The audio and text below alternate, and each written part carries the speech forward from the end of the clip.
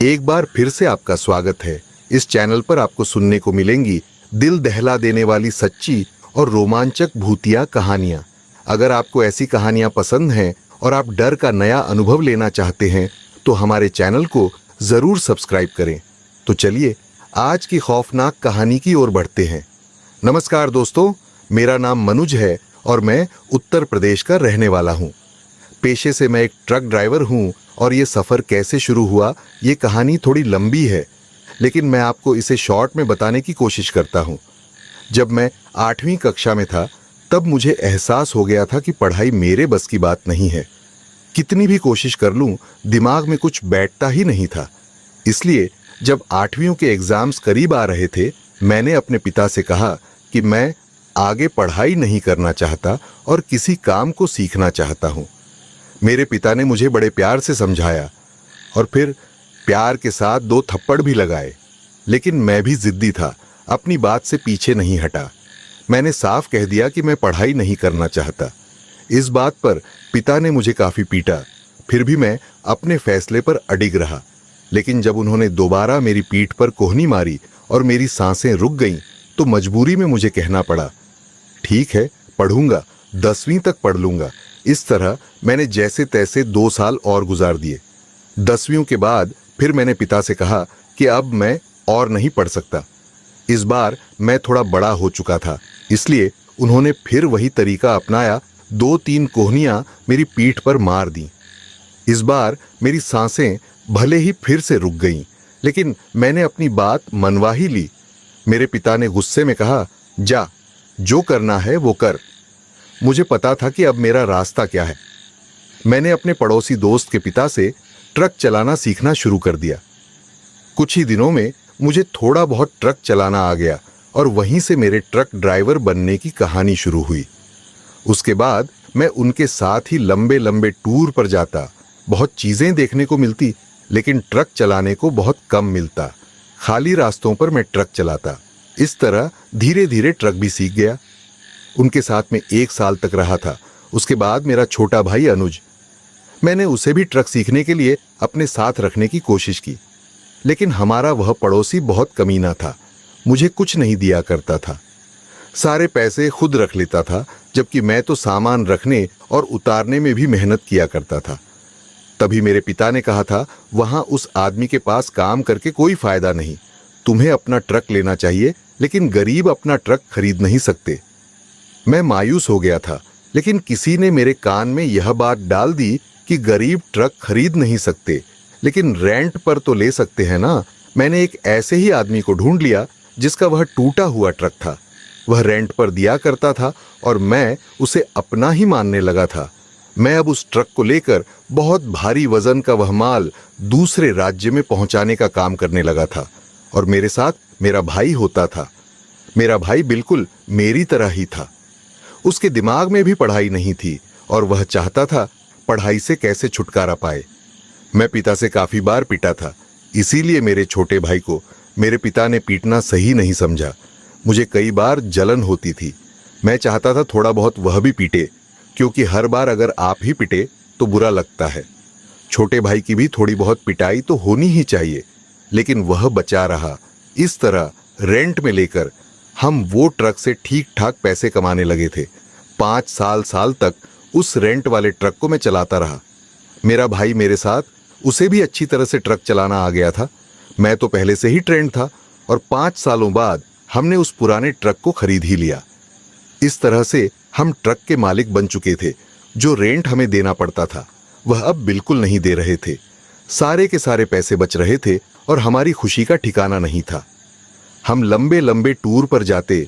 कई बार ऐसी जगह सामान छोड़ना पड़ता जहां जाने की ख्वाहिश हम हमेशा से किया करते थे, और वहां 2-3 दिन घूमकर भी आते मालिक होने का फायदा होता है।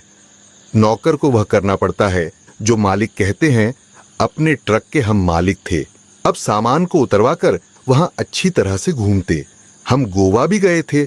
हम कर्नाटक, आंध्र प्रदेश, हरियाणा देश का वो कौन सा राज्य था जहां पर हम नहीं गए और हमारे सपने पूरे होने ने लगे थे। घर भी अच्छे से चलने लगा था। अब हमने एक बड़ा मकान बनाया था। ज्यादा बड़ा नहीं कह सकते, लेकिन मेरे पिता को मुझ पर गर्व था। जब मैंने पढ़ाई छोड़ी थी, मेरे पिता उस समय रो रहे थे। उन्हें लगता था मेरा कुछ नहीं बनेगा और मैं भी बिल्कुल नाकाम रह जाऊंगा। लेकिन जब पैसे घर में आने लगते हैं तब सबको समझ आने लगती है। मेरे पिता भी समझ गए थे। मेरे पिता तो कहा करते थे, अब मैं वह काम करना नहीं चाहता, तुम्हारे साथ टूर पर चलता हूं, तुम अनुज को घर पर रहने दो, मुझे ले जाया करो। तब अनुज ने मेरे पिता से झगड़ा किया था और मैं भी अपने पिता को अपने साथ ले जाना नहीं चाहता था। मैं और अनुज हर जगह घूमते रहते और इस बार हमें लोड लेकर उत्तर प्रदेश से आगे जाना था। यह बॉर्डर के ही करीब था, यानी छत्तीसगढ़ और उड़ीसा के बॉर्डर पर बना हुआ एक शहर। लेकिन हमें छत्तीसगढ़ से निकलकर जाना था। मैं तो उड़ीसा में कुछ दिन घूमना चाहता था, लेकिन मेरा भाई कहीं जा रहा था। हमें जल्दी वहां पर जाना है और जल्दी वापस आना है। उसने एक नई गर्लफ्रेंड बनाई थी और उसका जल्द ही जन्मदिन आने वाला था। वह लड़की से बॉयफ्रेंड नहीं मानती थी, लेकिन यह उसके पीछे पड़ा हुआ था। आखिर जिंदगी में एक लड़की तो हाँ कर दे। उसकी शक्ल ही बिल्कुल सुअर जैसी थी, तो कोई लड़की उसे हाँ करती ही नहीं थी। वह बहुत कोशिशें किया करता था और एक सू लड़की जो उसकी दोस्त बनी थी, वो उसे गर्लफ्रेंड बनाना चाहता था। कोशिश में लगा हुआ और जल्द ही वापस जाने की जिद थी। उसकी उसी जिद के आगे मुझे भी झुकना पड़ता था। इसीलिए लगभग 2 दिनों तक लगातार ट्रक चलाना था। हम छत्तीसगढ़ में थे और यह रास्ते वीरान और बीहड़ वाले थे और यहाँ रात के लगभग 2:30 पर हम एक ढाबे पर पहुंचे थे। आगे रास्ता घुमावदार था, ज्यादा लंबा था, लेकिन मेरे भाई ने गूगल मैप में एक छोटा रास्ता भी ढूंढ निकाला था। उसने कहा, यह घुमावदार हाईवे जंगल के पार घूम कर जाता है, जबकि अगर हम जंगल के बीच से जाएं तो बहुत छोटा रास्ता है, लगभग 40 किलोमीटर का फर्क पड़ जाएगा। मैंने कहा, इतना ज्यादा? इससे तो हम जल्दी पहुंच सकते हैं। 40 किलोमीटर कहे तो 1 घंटे का फर्क बड़ी आसानी से पड़ जाएगा। उस ढाबे पर हम रुके हुए थे और वहां प्लान बना रहे थे। ढाबे का मालिक रात के वक्त हमारे लिए खास तौर पर खाना बनाकर लाया था, जो हमें पसंद था। रात को पराठे खाना चाहते थे हम, लेकिन यहां वो कह रहा था रात को पराठे मिलते नहीं। हमने कहा, भाई रुपये ज्यादा ले ले, पराठे बना दो। इसीलिए वो ढाबे का मालिक खुद पराठे बनाकर लेकर आया था, हमारे साथ बैठ गया। उसका कहना था कि रात को लगभग 11 बजे वह यह ढाबा बंद कर देते हैं। हम यहाँ पर रुके हुए हैं, इसीलिए उसने यह ढाबा खोल रखा है। जब हम खाकर यहाँ से चले जाएंगे तो वह ढाबा बंद कर देगा। हमारे करीब ही बैठा था। हम प्लान बना रहे थे, जंगल के बीच से जाएंगे। ऐसे होगा, ट्रक तेज रखेंगे, कहीं वहां कोई हमें मिल ना जाए। तभी वह ढाबे का मालिक हमें कहने लगा, साहब उस तरफ से मत जाइएगा, आप घूम कर ही जाइए। 40 किमी कम लगते हैं, लेकिन बहुत कहानियां हैं उस जंगल की। मैं खास तौर पर हैरान होकर उससे सवाल पूछ रहा था, कहानियां? कैसे कहानियां? कोई लुटेरे तो नहीं वहां पर? उसने कहा, नहीं नहीं, वहां लुटेरे हो ही नहीं सकते। उसे भूतिया जंगल कहा जाता है। कहते हैं जो वहां से गुजरता है, कई बार वह जिंदगी से गुजर जाता है। मुझे तो थोड़ा डर लग रहा था, लेकिन तभी अनुज बोला, अरे लुटेरे उटेरे कुछ नहीं होते और भूतों पर हम यकीन ही नहीं करते। यह आदमी बेवजह ही डराने की कोशिश कर रहा है। लेकिन वह ढाबे का मालिक कह रहा था, साहब मुझे यहाँ का काम करते हुए 15 साल हो चुके हैं और उसे जंगल की बहुत सारी कहानियां सुनने को मिली हैं। मैं आपको सलाह दूंगा, आप आगे जाइए ही मत। यहाँ पीछे रूम्स बने हुए हैं, एक कमरा ले लीजिए, मैं सस्ते में ही कर दूंगा। 500 में 1 रात आपको रहने को मिल जाएगी। तभी अनुज बोला, देखो कितना चालाक है, कहानियां बनाकर अपना कमरा बेचने की कोशिश कर रहा है। ढाबे का मालिक कह रहा था, नहीं साहब, अगर ऐसी बात है तो मुफ्त में रह लीजिए। हम दोनों प्लान करने लगे थे। मुझे कुछ डर लग रहा था। जब हम उस ढाबे से निकले, मैंने अपने भाई को कहा, तो चले। लंबे रास्ते से उसने कहा, भैया आपको उस पर यकीन है? कितने सालों से हम ट्रक चला रहे हैं, कैसे कैसे रास्ते से नहीं गुजरे। हम वो अंडों वाले रास्ते से भी गुजरे जहां लुटेरे थे, कांच पर अंडे मार रहे थे। हमने वाइपर चलाया ही नहीं, वहां से निकल आए थे। यहां आपको लगता है भूतों से सामना होगा? अरे झूठ बोल रहा है भैया, झूठ बोल रहा है। ऐसे रास्तों की सुरक्षा के लिए यह चालाक लोग हैं, अपनी चीजें बेचने की कोशिश करते हैं। मैं लंबे रास्ते से जाना चाहता था, लेकिन मेरे भाई ने जिद करनी शुरू कर दी। भैया उस रास्ते से चलो, जल्दी पहुंच जाएंगे। देखो मेरी गर्लफ्रेंड का अगर जन्मदिन निकल गया ना, मुझे बहुत बुरा लगेगा भैया। इससे सुंदर लड़की मुझे नहीं मिलेगी। पहली तो लड़की है, जो कुछ बात करती है बाकी तो थूक कर चली जाती थी। अब मेरे भाई पर मुझे तरस आ रहा था, बेचारा बहुत ज्यादा तरसा पड़ा है। उसे कोई लड़की चाहिए जो जल्दी से उससे शादी कर ले, लेकिन मैं चाहता था कि वह सुधर जाए। वो सुधर नहीं रहा था। अब मेरे पिता उसे पीटते भी तो नहीं थे, कैसे सुधरता। तो मुझे लगा चलो उसकी बात बनती है तो मैं भी जरा कोशिश कर ही लेता हूं। हम जंगल के उस रास्ते से आगे बढ़ने लगे थे जिसे भूतिया बताया गया था। उस जंगल में आगे बढ़ते बढ़ते रास्ता पूरी तरह से सुनसान था। सड़क बीच बीच में टूटी हुई थी, लेकिन खड्डे इतने ज्यादा पड़े नहीं थे कि ट्रक के टायर वहां से गुजर ना पाते, तो मैंने रफ्तार कम की ही नहीं। बड़ी तेजी से उस जंगल से गुजरते गए। ये लगभग 40 से 60 किलोमीटर का रास्ता था जो हम आसानी से पार करना चाहते थे। लेकिन जब हम ट्रक से गुजरते जा रहे थे, उस जंगल के बिल्कुल बीच में हमें एक लड़की दिखी जिसने साड़ी पहन रखी थी, घूंघट भी सर के ऊपर लिया हुआ था। और उसे देखते ही मुझे पहले लगा यहां कोई गड़बड़ है, शायद यहां लुटेरे हैं। लेकिन उस लड़की ने कोई हाथ नहीं दिया, चुपचाप चले जा रही थी। तभी अनुज ने कहा, भैया ट्रक धीरे करो, धीरे करो। मैं कह तो रहा हूं भैया धीरे करो। मैंने ट्रक थोड़ा धीमा कर लिया। उसके बाद हम उस लड़की से जरा ही पीछे थे। ट्रक काफी धीमा जा रहा था। अनुज कह रहा था, भैया देखो रास्ता सुनसान है, यहां से कोई गुजरता नहीं। यहाँ के लोग इस जगह को भूतिया मानते हैं। बेचारी लड़की इतना लंबा सफर कैसे करेगी भैया, कैसे करेगी? सोचो, भगवान का वास्ता है, इसकी मदद करते हैं। मैं उसे कह रहा था, नहीं नहीं, मैं ट्रक नहीं रोकने वाला। देखो एक तो जगह भूतिया है। चलो भूतिया ना भी सही, मुझे लगता है यहां पर चोर लुटेरे हैं, हम रुकेंगे, वो हमें लूटने की कोशिश करेंगे। अनुज कह रहा था, नहीं भैया नहीं। लेकिन उसने जिद करके मुझसे फिर से यह बात मनवा ही ली। मुझे ऐसा लग रहा था सुनसान में लड़की को देखकर वो फिसल गया है। वह हमेशा से यह कहा करता था कि छत्तीसगढ़ की लड़कियां बहुत ज्यादा सुंदर होती हैं और घर को बड़े अच्छे से चलाती हैं। अगर शादी वह करेगा तो छत्तीसगढ़ की लड़की से ही करेगा। कई बार मुझे कह चुका था। अब हम छत्तीसगढ़ में थे तो मुझे लग रहा था कहीं ये कुछ उल्टा पुल्टा तो नहीं सोच रहा। जैसे ही उस लड़की के करीब जाकर हमने ट्रक रोका, वो लड़की जो चलकर आगे की तरफ जा रही थी वो भी रुक गई। शायद घबरा गई होगी। इसके बाद खिड़की को खोलकर अनुज ने अपना वो थोपड़ा बाहर की तरफ निकाला और कहने लगा, देखिए रास्ता बहुत ज्यादा सुनसान है, कोई गाड़ी यहां से नहीं गुजरती। सफर बहुत ज्यादा लंबा है और ये जंगल में अगर जानवर आ गए ना आपको नुकसान पहुंचा सकते हैं। मैं कहता हूं आप ट्रक में बैठिए, हम आपको आगे छोड़ देंगे। ये जंगल वाला रास्ता, इससे आगे हम आपको छोड़ देंगे। अगर यहां कहीं आपका घर है तो बता दीजिए।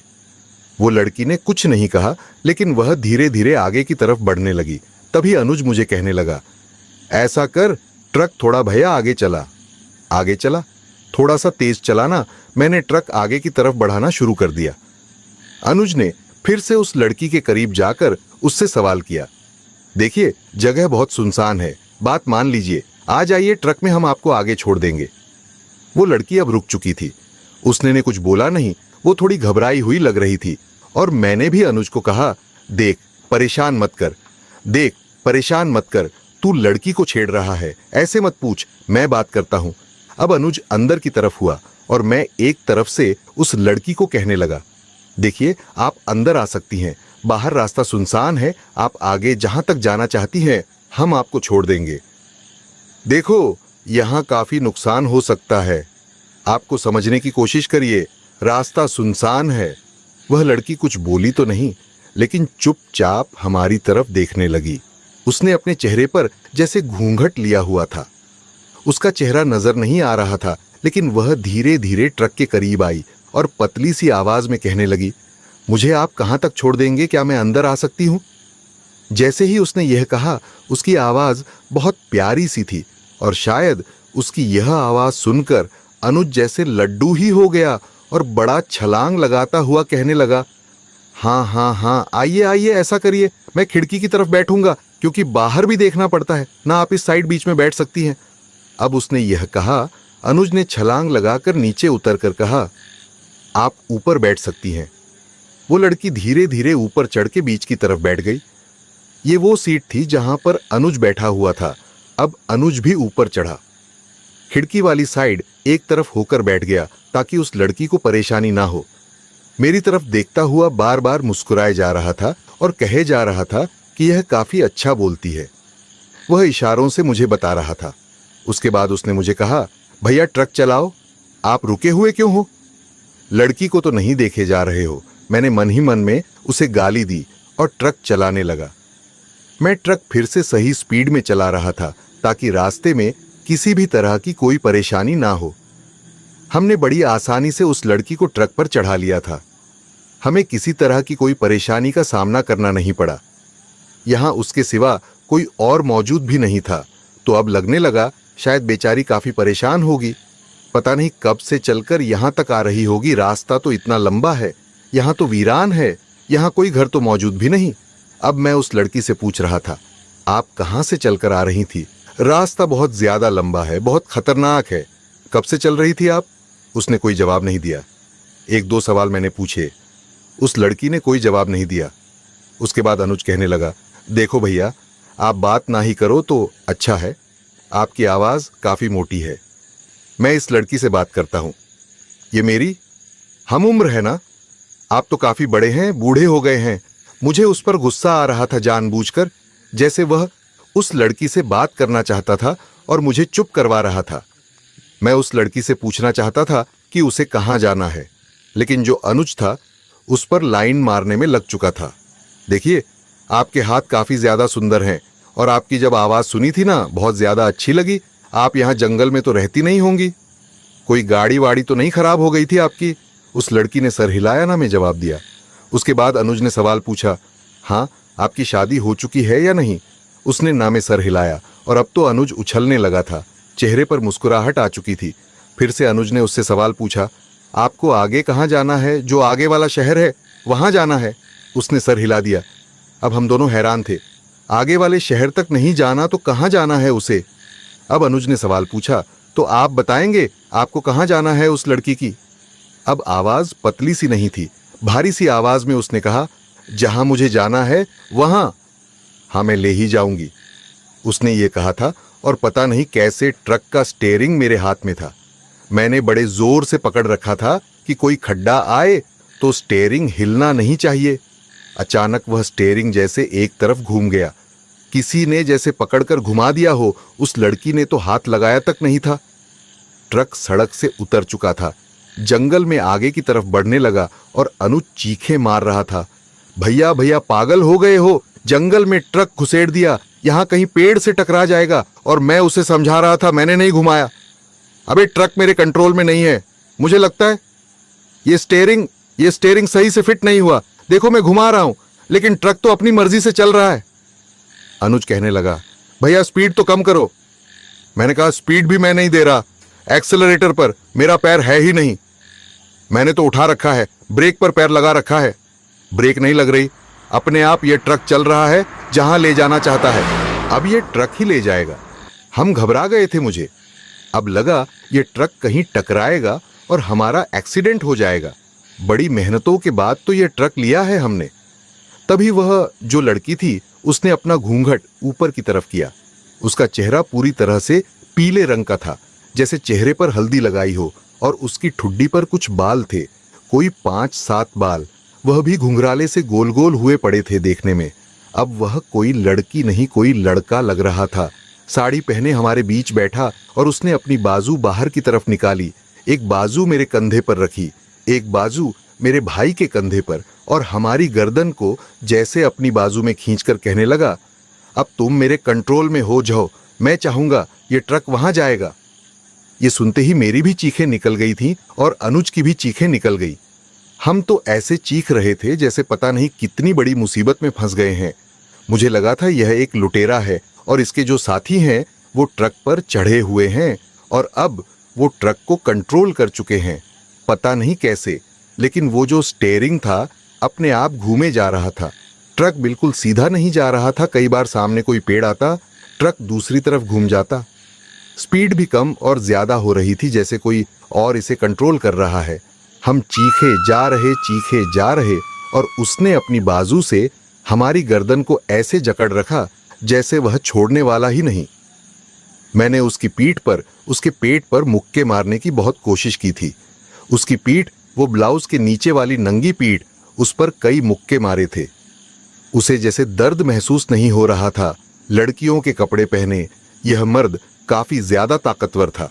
उसने न हमें छोड़ा, न वह ट्रक रुका। अंधेरे जंगल में वह ट्रक आगे की तरफ बढ़ता गया और सामने हमें एक घर नजर आया।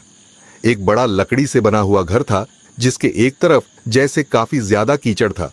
वो ट्रक कीचड़ के करीब जाकर धीमा होने लगा और उस कीचड़ में जैसे फंस गया हो, तब जाकर उसने हमें छोड़ा था। और जैसे ही हमें छोड़ा, मुझे लगा इस ट्रक से बाहर निकलना होगा। ये कोई बहुत खतरनाक आदमी है, ये हमें मार देगा। उसने न सिर्फ मुझे छोड़ा बल्कि अनुज को भी छोड़ दिया था और अनुज भी खिड़की वाले रास्ते से बाहर चला गया। हम सीधा कीचड़ में जाकर गिरे थे और जैसे ही भागने की कोशिश कर रहे, वो कीचड़ नहीं जैसे दलदल था। हमारे कदम उसमें फंसते जा रहे थे, पैर खींचते जा रहे थे और मैं अपनी कमर तक उस कीचड़ में फंस गया।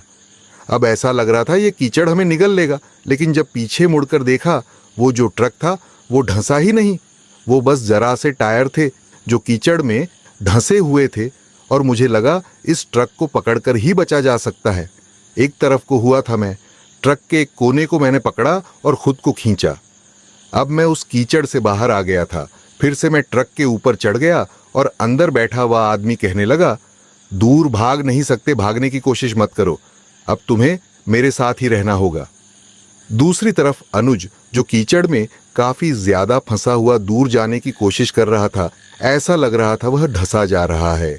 और मैंने उसे आवाज लगाई, ट्रक को पकड़ ले जल्दी से, वरना तू कीचड़ में धंस जाएगा। ये कीचड़ नहीं, दलदल है। दलदल तो अनुज पीछे की तरफ मुड़ा।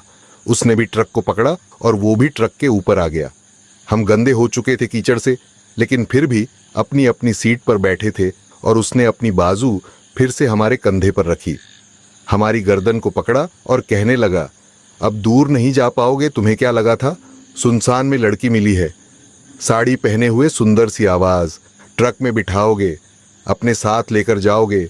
अब समझो मैं वो लड़की ही हूं। अब मुझसे दूर नहीं जा पाओगे। पूरी रात अब मेरे साथ गुजारनी पड़ेगी। मैंने उसके पांव पकड़े। देखो देखो, हमें जाने दो, हमें जाने दो। हमने कुछ नहीं किया, ये कौन सी जगह है? देखो, हमें जाने दो, हमें लूटने की कोशिश मत करो। तब वह कहने लगा, लूट कौन रहा है? मैंने तुमसे कोई चीज मांगी है? तुम्हारा ट्रक मांगा, तुम्हारा सामान मांगा? क्या मैंने तुमसे कुछ मांगा?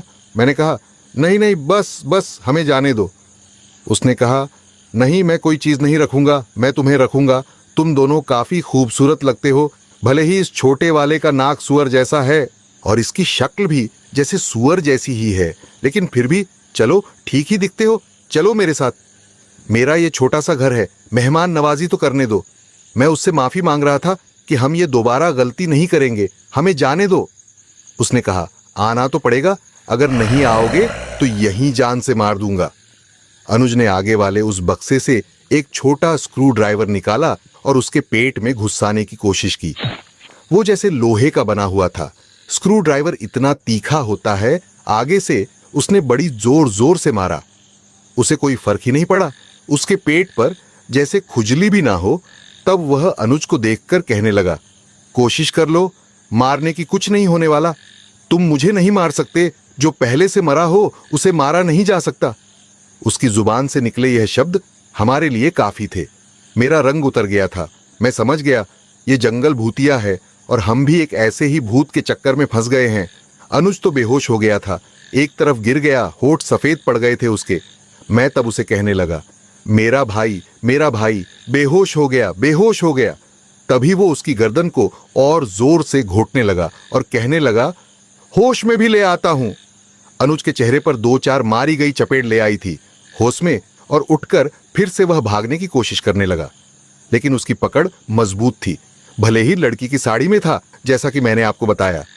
अब हम दोनों मजबूर थे और वह कहने लगा, घर में तो आना होगा, जैसा वह कह रहा था।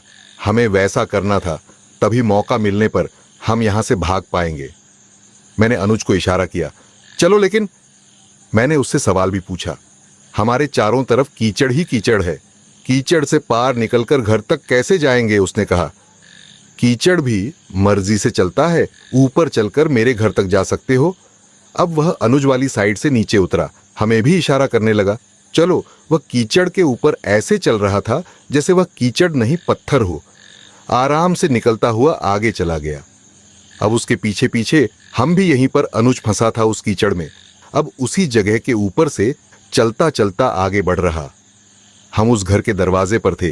वह आदमी ने वह दरवाजा खोला और सिर्फ खोला ही नहीं, धक्का देकर अपना ही दरवाजा तोड़ दिया। फिर वह कहने लगा, आओ आओ, हम दरवाजा खोलते नहीं तोड़ देते हैं। अब आगे जाकर यह नया दरवाजा बनाना पड़ेगा। वह घर अंदर से बहुत ज्यादा गंदा था। ऐसा लग रहा था यह पुराने जमाने का घर हो और अंदर कचरा ही कचरा पड़ा हुआ था, अलग अलग तरह का कचरा। वहां पर बहुत ज्यादा चीजें भी थीं जो पांव में लग रही थी। शराब की बोतलें, आसपास पड़े हुए लिफाफे, वो रंग बिरंगी टॉफियां जो जमीन से चिपकी हुई थी, चबाई गई चंगम जो छत पर थी, नीचे की तरफ लटकी जैसे डिजाइन दिए गए हों। सामने टूटे हुए सोफे पड़े थे। एक सोफे पर मैं और अनुज बैठ गए थे। वो आदमी दूसरे कमरे में चला गया। तब अनुज कह रहा था, सामने वाला दरवाजा खोला है, चलो भागते हैं, जल्दी से भाग जाते हैं।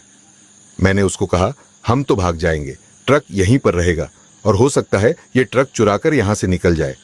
अब तू बता, क्या हमें अपनी जिंदगी बचानी चाहिए या ट्रक को बचाना भी चाहिए? अनुज भी मेरी तरफ देख रहा था। मुझे भी लग रहा था कि कुछ इंतजार करते हैं, देखते हैं ये क्या चीज है और क्या करना चाहता है। तो कोई भूत या प्रेत ही वह जिस कमरे में गया था वहां से कुछ समय तक बाहर नहीं निकला। लेकिन एक और दूसरा कमरा था जिसका एक बहुत बड़ा दरवाजा, लगभग 10 फुट बड़ा दरवाजा, उसके अंदर से टक टक की आवाज आ रही थी। जैसे 2-3 सेकंड बाद एक टक की आवाज आती, फिर से टक की आवाज आती, जैसे अंदर कोई काम चल रहा हो या कोई मशीन चल रही हो।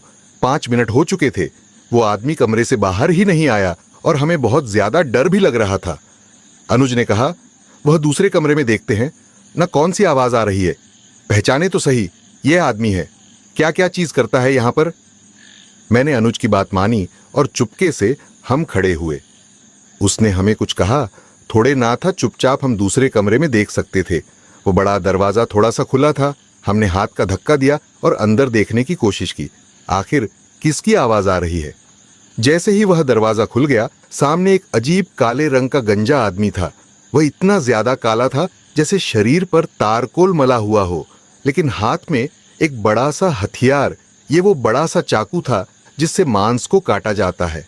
और वहां वो काट भी रहा था जैसे नॉनवेज बनाने की कोई तैयारी कर रहा हो। वो जो मांस के टुकड़े थे ना, वो बड़े बड़े थे। वो मुर्गी का मांस नहीं था, वो बकरे का मांस नहीं था, वो इंसानी बाजुएं एक तरफ पड़ी हुई और दूसरी तरफ छोटे छोटे टुकड़े। उसने उस बोरे से एक और बाजू निकाली, उसके बाद उसे भी उस बड़े चाकू से काटना शुरू कर दिया। ये देखते ही हमारे चेहरे उतर गए। मेरी तो टांगे कांप रही थी, कब मैं पेंट में मूद गया, मुझे पता ही नहीं चला। मैं समझ गया यहां हमारे साथ क्या होने वाला है। उसने हमारी तरफ देखा तक नहीं था, वह तो अपने काम में लगा हुआ। हमने हल्के हाथों से वह दरवाजा उतना ही फिर से बंद कर दिया जैसे वह पहले था। अब उस घर का वह दरवाजा खुला था और अनुज ने कहा, भागो भागो यहां से। हमने बाहर की तरफ भागना शुरू कर दिया। जैसे ही हम बाहर की तरफ भागने लगे, हमें लगा जिंदगी बचानी होगी, ट्रक तो फिर मिल जाएगा, कटी हुई बाजू, कटी हुई टांगों से क्या करेंगे, जिंदा ही नहीं बचेंगे। हम उस जंगल के अंदर की तरफ भागते गए और वहां बहुत ज्यादा धुआं था, हर तरफ धुआं ही धुआं। ऊपर चांद की रोशनी में कुछ नजर आ रहा, वरना दूर दूर तक तो कुछ नहीं दिख रहा था। हम जान बचाकर भागे जा रहे थे और आगे हमें छोटा सा झोपड़ा नजर आया। उस झोपड़े के पीछे से धुआं निकल रहा था, वहां जैसे किसी ने आग जला रखी हो, और हमें लगा बचने के लिए हमें उसी तरफ भागना होगा, किसी से मदद मांगनी होगी।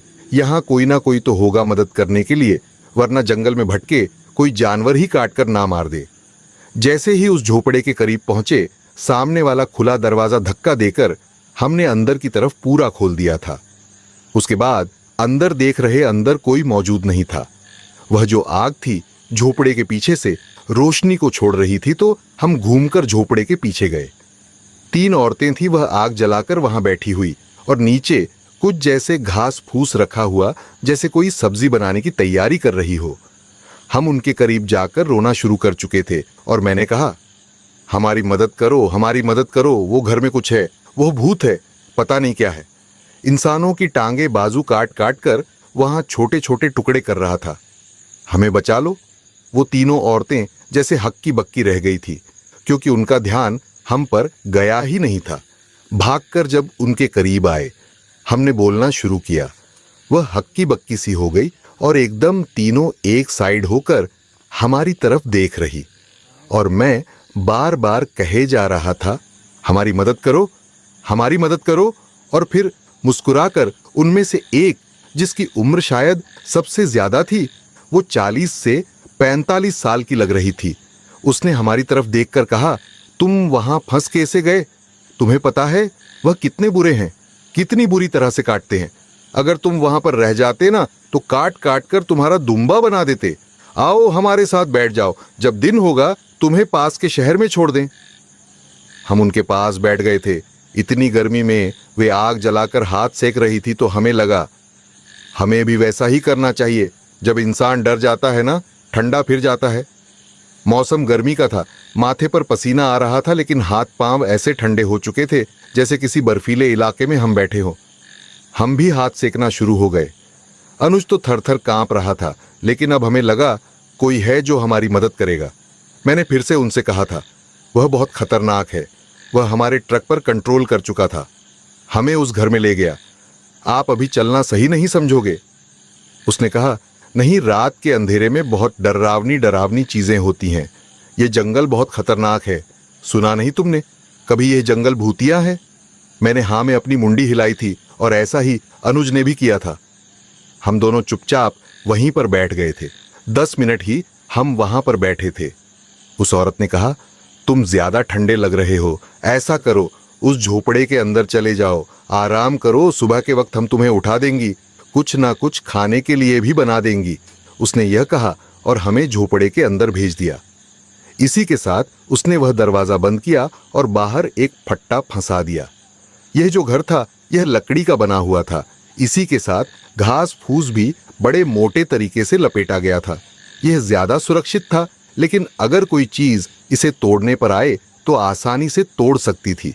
इसीलिए उस औरत ने कहा, आवाज मत करना, किसी को पता नहीं लगना चाहिए कि तुम अंदर हो, हम तो बच ही जाएंगी, हमारा तो रोज का काम है, चुपचाप अंदर ही रहना। उसने हमें अंदर लेटा दिया था। वह दरवाजा मोटे से फट्टे से बंद कर दिया था। उसके बाद वह आग के करीब गई और फुसफुसाना गई। काफी समय तक वह फुसफुसाते जा रही थी। उसके बाद धुआं जो कि बाहर था, अब उस झोपड़े के अंदर भी काफी ज्यादा होने लगा था। धीरे धीरे धुआं इतना ज्यादा बढ़ने लगा।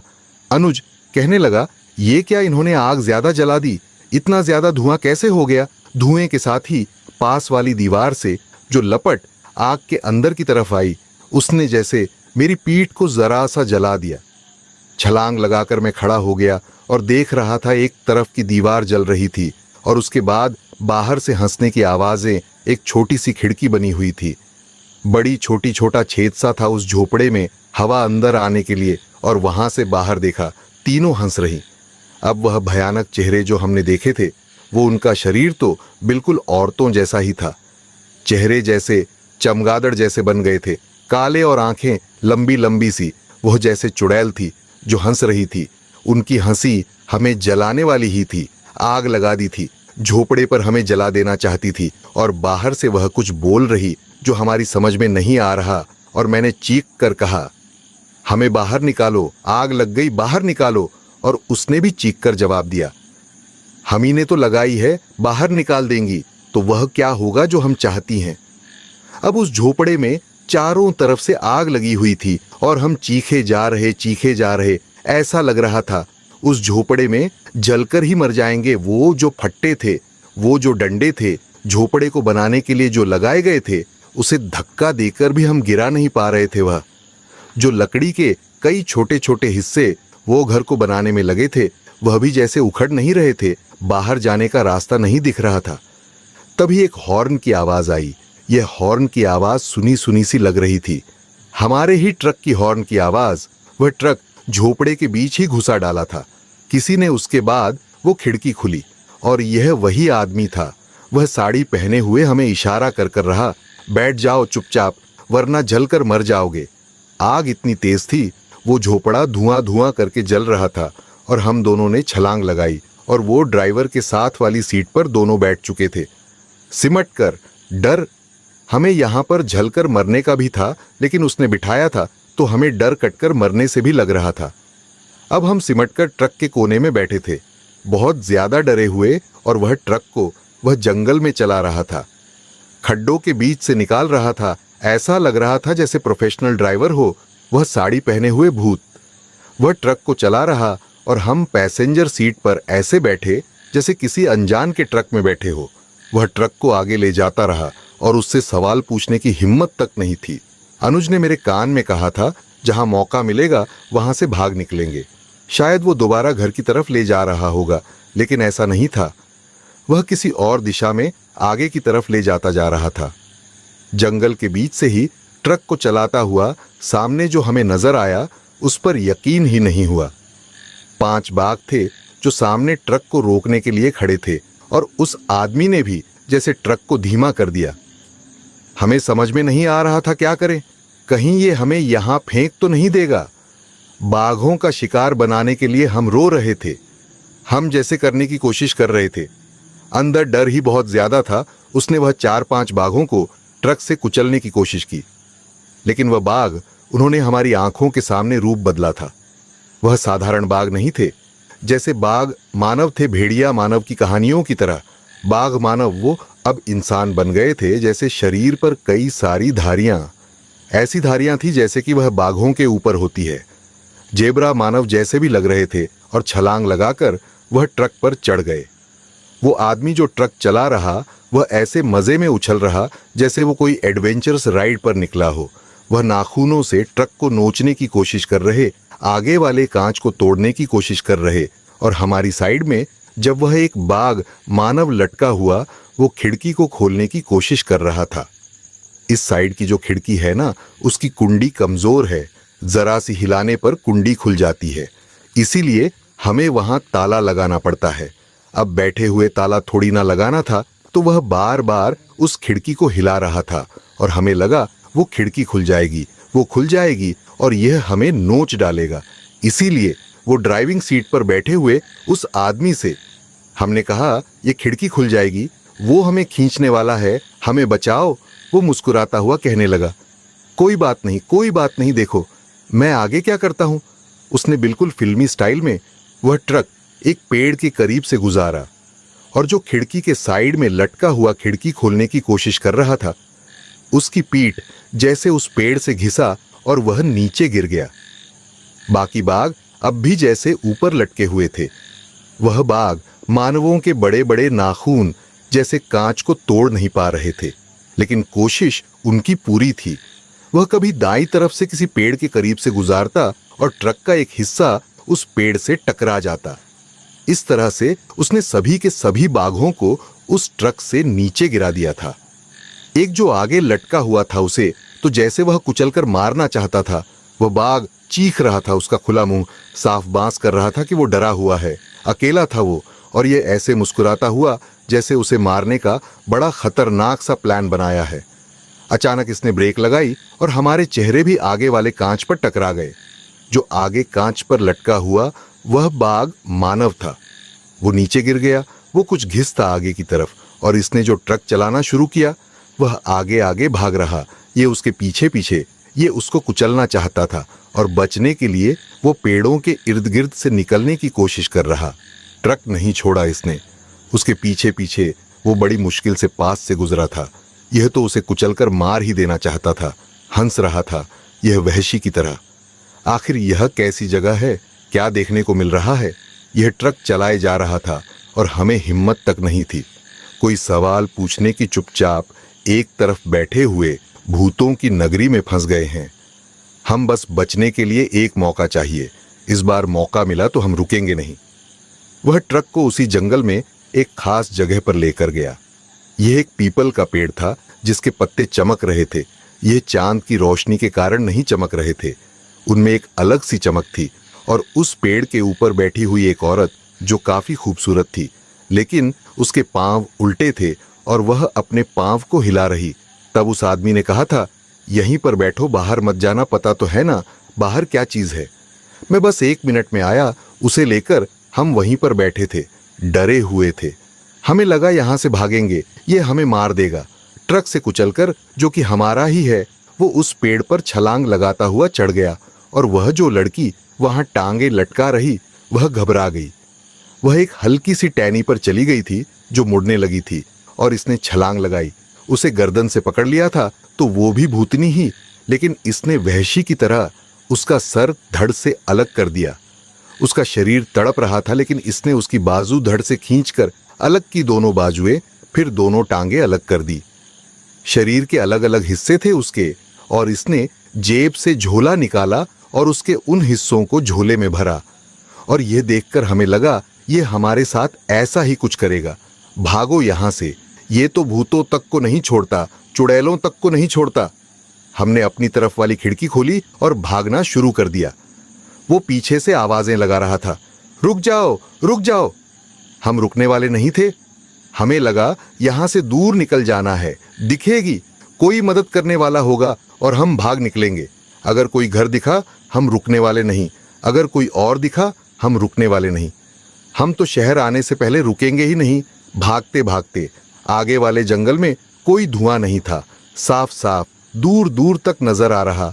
वहां कोई आवाज नहीं, कोई कीड़े की आवाज नहीं, कोई जानवर की आवाज नहीं। अचानक एक अलग चीखें, ये जैसे लड़कियों की चीखें लग रही थी, लेकिन ज्यादा जोर से नहीं, जैसे प्यार से कोई चीखें मार रहा हो। हमने देखा ये चीख की आवाजें आसमान से आ रही थी। तभी ध्यान दिया, ऊपर जैसे चमगादड़ उड़ रहे हो। वह चमगादड़ काफी बड़े बड़े थे, लेकिन धीरे धीरे जैसे जैसे हम आगे भागते गए, हमें वह चमगादड़ और बड़े होते हुए दिख रहे थे। वह नीचे की तरफ आ रहे थे। वो चमगादड़ नहीं थे, जैसे हट्टेड़ इंसान, पूरी तरह से सफेद रंग के उनके पंख लगे हुए, और वो लड़कियों की तरह चीखे मार रहे थे। बिल्कुल चील की तरह गोल गोल उड़ते घूम रहे, हमें घेर रहे थे। वो अनुज मुझे पकड़कर भाग रहा था। मैंने भी उसकी बाजू पकड़ी हुई, और उनमें से एक उड़ता हुआ वो अजीब सा जीव जैसे अनुज को उठाकर ऊपर ले जाने की कोशिश कर रहा। मैंने उसकी बाजू पकड़ी थी, मैं उसे छोड़ना नहीं चाहता था। ये क्या है? पास से उसका चेहरा जैसे पिशाच जैसा लग रहा था। उसकी चमड़ी भी वैसी ही चमकदार थी। उसने खुद कपड़े नहीं पहने थे और अनुज के कपड़ों को नाखून से खींचकर अनुज को उड़ाना चाहता था। हवा में उसके कपड़े खींचते हुए, नोचते हुए फटते जा रहे, और पीछे से पूरे कपड़े फट गए थे। इसके बाद खींचना चाहा मुझे भी, एक ऐसे ही पिशाच ने मेरे कपड़े भी फटे। वह बार बार नोचने के लिए नीचे आ कपड़ों में नाखून फंसाते और फाड़ डालते। आगे पीछे हर जगह से कपड़े फाड़ डाले थे, और हम बिल्कुल शहर के किसी भिखारी जैसे लग रहे थे। फिर बारी आई बालों को नोचने की। वह हमारे सर पर नाखूनों से बालों को नोचने की कोशिश कर रहे। वह तो भला हो उस नाई का जिसने हमारे यह बाल काफी ज्यादा छोटे काटे थे। लंबे बाल होते, ये बालों से खींचकर हमें हवा में उड़ा देते। हम भाग रहे थे आगे की तरफ। हम उसके बाद इनसे बचना चाहते थे जो जमीन पर ही उतर आए। पंखों को जैसे अपनी पीठ में खींचकर उन्होंने गुस्सा डाला था। पंख गायब थे, लेकिन यह बिना कपड़ों वाले अजीब से पिशाच हमें पीछे से भगा रहे और नोचने के लिए नाखूनों को करीब से निकाल रहे। पीठ पर कुछ खरोंचे पड़ी थी और हमारी रफ्तार तेज हो गई। इनकी संख्या बढ़ रही थी और हमें लगा यह नोच नोच कर हमें मार डालेंगे। पता कहां से फरिश्ता बनकर वह ट्रक फिर से आ गया, और वह ट्रक ड्राइवर जो उसे चला रहा था, साड़ी पहने हुए वही भूत। उसने 4-5 उन पिशाच को तो ट्रक के नीचे कुचल कर ही मार डाला था। बाकी को वो कुचलने की कोशिश कर रहा। जो पिशाच हमारे पीछे पड़े थे, वह तो हमसे दूर भागने की कोशिश कर रहे ताकि ट्रक के नीचे ना आ जाए। ट्रक हमारे करीब रोककर वह कह रहा था, ट्रक में बैठोगे या मरना चाहते हो? हमारे पास कोई रास्ता नहीं था, यहां तो मारे ही जाएंगे। इसने अब तक हमला नहीं किया है, फिर से जब सही मौका मिलेगा इससे भाग जाएंगे। ये सोचकर फिर से ट्रक पर बैठ गए थे। हम रो रहे थे और वह हमारी तरफ देखकर बहुत ज्यादा हंस रहा। 5 पिशाच को कुचलकर मारा था। जितने में बाकियों ने पंख निकाले उड़ निकले, उतने में इतने पिशाच को उसने मार डाला और खुशी खुशी उन पिशाच की लाशों को वह झोले में डाल डालकर ट्रक के पीछे फेंके जा रहा। फिर उसने ट्रक पीछे की तरफ घुमाया और कहने लगा, घर जाने का वक्त है। हम दोनों कांप गए थे और वह कुछ ही पलों में हमें उसी घर में ले आया था। वो हमें कह रहा था, ट्रक चलाने की कोशिश मत करना, यहां से जाना मत, मैं सही जगह तुम्हें छोड़ दूंगा, बस 1 मिनट सामान रख के आया। वह सभी झोलों को ट्रक में जो रखे हुए थे अंदर रखकर आया और टक टक की आवाज अंदर से आ रही थी। यह बाजू, यह टांगे अंदर काटी जा रही होंगी। हम इतने डरे थे कि मैं ट्रक चला ही नहीं पाया ना अनुज। हम बस जैसे मौत का इंतजार कर रहे थे, बचने के लिए बस सोच रहे थे क्या कर सकते हैं। अनुज ने इशारा किया था, ट्रक चलाओ भैया, ट्रक चलाओ। हिम्मत बढ़ाई उसने। तभी मैंने छलांग लगाकर ड्राइविंग सीट पर बैठकर ट्रक चलाया और ट्रक मेरे कंट्रोल में। नहीं स्टीयरिंग नहीं चल रहा था, ना स्पीड दी जा रही एक्सलरेट। वो ट्रक हो ही नहीं रहा था, जैसे कंट्रोलर्स काम नहीं कर रहे और वह चलता हुआ आया। मैं छलांग लगाकर अपनी सीट पर ही बैठ गया। वो ड्राइविंग सीट पर बैठकर कहने लगा, ट्रक तुमसे नहीं चलेगा और भागकर बाहर जाने की कोशिश मत करना। अब तुम्हें लेकर चलता हूं जहां जाना है। हम दोनों डर गए। उसने ट्रक चलाना शुरू किया और चलाते चलाते जैसे वो सड़क पर आ गया। अब सड़क पर ट्रक चला रहा था। अब उसने उसी जगह ट्रक रोका जहां से वह ट्रक पर चढ़ा था। वही पेड़, बिल्कुल वैसे, और ट्रक से उतरकर वह कहने लगा, बहुत अच्छे, तुमसे मिलकर बहुत अच्छा लगा, तुमने मुझे लिफ्ट दी। अब मैं आगे जाना चाहूंगा, ये घूंघट ओढ़ लेता हूं। अब आगे और भी कई काम करने हैं। पता नहीं अनुज को दिमाग में क्या आया था। उसने उससे सवाल किया, तुम हमें मारोगे तो नहीं? हमने जो देखा हम डरे हुए हैं। और उसने कहा, नहीं, मैं इंसानों को नहीं मारता, बल्कि वह जंगल में जो चुड़ैल पिशाच ये है न, उनके हाथ लग जाते, वह तुम्हें मार डालते। मैंने तुम्हें बचा लिया क्योंकि मैंने तुम्हारी मदद ली है, तो मैं तुम्हारी मदद भी करूंगा। अब इस ट्रक को लेकर यहां से निकलते बनो, इससे पहले कि कोई आकर तुम्हें नोचने की कोशिश करे। मैं जैसे समझ नहीं पा रहा था, क्या उसने हमें छोड़ दिया है या वो बस हमारे साथ एक छोटा सा मजाक कर रहा है। मैं ड्राइविंग सीट पर बैठा और अब स्टीयरिंग अच्छे से चल रहा था। वह हमारे पास से गुजरने ही वाला था। तभी उसने मुझसे सवाल किया, माफ करना, मैंने तुम्हारा नाम तो पूछा ही नहीं। घबराते हुए मैंने कहा, मेरा नाम मनुज है और यह मेरा भाई, इसका नाम अनुज है। उसने कहा, नाइस टू मीट यू। मेरा नाम भीखू मात्रे है और मेरा वह दोस्त जो मेरे लिए काम करता है, उसका नाम जयकांत शिखरे है। हम इस जंगल में ऐसी प्रेत आत्माओं को, ऐसी शक्तियों को काटकर छोटे टुकड़ों में खत्म करने की कोशिश करते हैं। हाँ, हम भी मरे हुए ही हैं, लेकिन हम किसी को मारते नहीं। तुमसे फिर मिलेंगे। अगर फिर कभी यहां एडवेंचरस राइड पर जाना हो तो आ जाना, बिल्कुल यही पहचान कर लो, इस जगह की यहीं पर मिलूंगा। मैं घूंघट ओढ़ हुए, ये चमकदार साड़ी पहने ठुमके लगाता हुआ चला जा रहा होगा। आवाज लगा देना, कहना, कोई मदद चाहिए तो आ जाओ, ट्रक में बैठ जाओ, मैं बैठ जाऊंगा और फिर से मजे करेंगे उसको। अलविदा कहा था, लेकिन अलविदा मन से नहीं, बस जबान से ही किया था। मैं ट्रक चलाकर जो वहां से निकला, इतनी तेज ट्रक चला आया था कि जो खड्डे भी आ रहे थे वहां से ट्रक टूटे तो टूटे, जान बचनी चाहिए। वह 40 किलोमीटर का सफर हमने पूरा निकाला और आगे जाकर हाईवे में जब वह ट्रक पहुंचा, तब जाकर संतुष्टि हुई थी कि हम जिंदा बच गए। ट्रक की हालत ऐसी हो गई थी जैसे पता नहीं कितनी सड़कों पर हम टक्कर मारते हुए आए हैं। वहां हाईवे पर पहुंचकर एक ऐसे ही सड़क पर बने हुए रेस्टोरेंट में हमने वो ट्रक को रोका था और वहां खाना खाते वक्त हमारी जो हालत थी, हमारे जो कपड़े थे, सब हंस रहे थे। ये 24 घंटे चलने वाला रेस्टोरेंट था और रात को उन्होंने भी पहली बार ऐसी कोई चीज देखी थी। हर कोई बाहर निकल निकल कर हमें देखने के लिए आ रहा था। फटे हुए कपड़े, टूटा हुआ ट्रक, वो पूछ रहे थे आखिर क्या हुआ, और हमने उन्हें कहानी बताई तो उनकी हंसी नहीं रुक रही। हमारा ट्रक भी बुरी तरह से टूट चुका था और हम वहां से निकले और यह रात यादगार बन गई। भले ही खर्च हुआ था, लेकिन सबक मिल गया।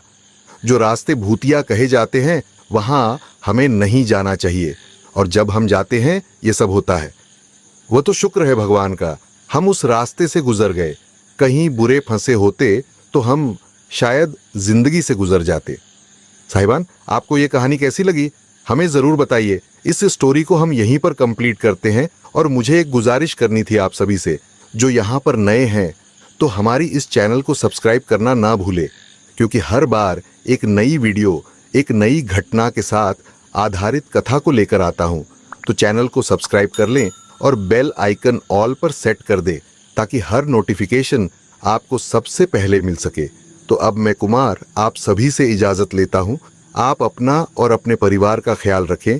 मिलते हैं एक नए धारावाहिक के साथ, तब तक के लिए धन्यवाद।